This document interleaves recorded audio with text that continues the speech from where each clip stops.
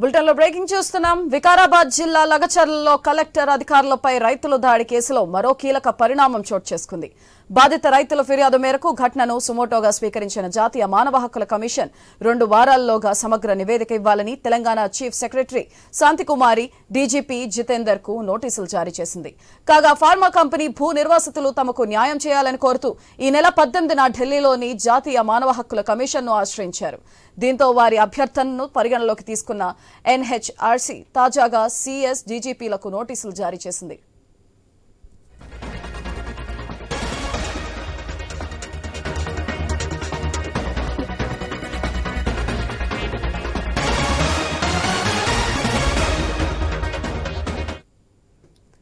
వికారాబాద్ జిల్లా లగచర్లలో కలెక్టర్ అధికారులపై రైతుల దాడి కేసులో మరో కీలక పరిణామం చోటు చేసుకుంది.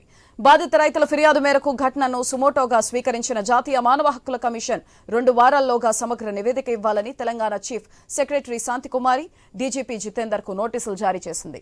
కాగా ఫార్మా కంపెనీ భూ నిర్వాసితులు తమకు న్యాయం చేయాలని కోరుతూ ఈ నెల 18న ఢిల్లీలోని జాతీయ మానవ హక్కుల కమిషన్ను ఆశ్రయించారు. దీంతో వారి అభ్యర్థనను పరిగణలోకి తీసుకున్న ఎన్హెచ్ఆర్సీ తాజాగా సీఎస్ డీజీపీలకు నోటీసులు జారీ చేసింది.